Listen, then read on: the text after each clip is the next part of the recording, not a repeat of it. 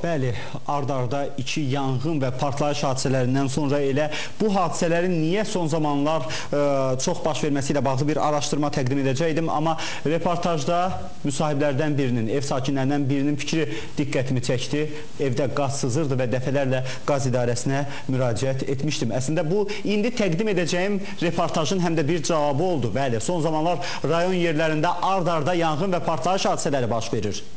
Gah elektrikdən, gah qazdan törəyən belə faciələr sadəcə deyildikdə qorxunc görünən statistika deyil. Bu həm də həqiqətən faciədir. Odur ki, diqqət yetirək bu xəbərə. Qışın gəlişi təkcə soyuqlar deyil, həm də həlli vacib olan bəzi problemlər gətirir ki, onlardan biri də evlərdə quraşdırılan qaz sobalarının texniki təhlükəsizliyinin vaxtında yoxlanmamasıdır ki, bu isə bir çox hallarda faciə ilə nəticələnir. Tovuz rayonunda həftə ərzində qazdan baş verən partlayış sayının 3-ə çatması, Biləsuvarda baş verən yanğının qazdan qaynaqlandığı xəbərlərinin gəlməsi də artıq bu kimi halların kütləviləşməsindən xəbər verir. Baş vermə səbəblərinə gəlincə isə çox zaman texniki təhlükəsizliyə əməl edilməməsi göstərilir. Qaz kəmərlərinə və qaz cihazlarına texniki xidmət sahəsi yaradılıb.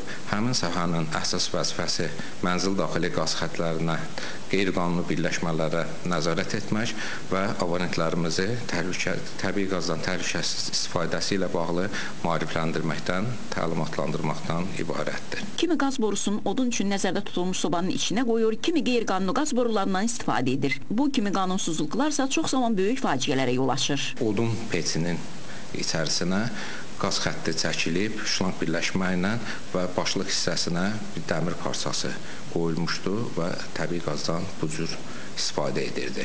Bax, belə hallar yol verilməzdi. Dəhşətli yanğınlar insan itkisi ilə yanaşı insanların illərlə tikib qurduqlarını da bir anın içində külə döndərir. Soyuq qış günlərində demək olar ki, tavasız qalan vətəndaş çaş-baş qalır. Belə məqamda isə evlərin sığortalanması məsələsinin zəruriliyi gündəmə gəlir.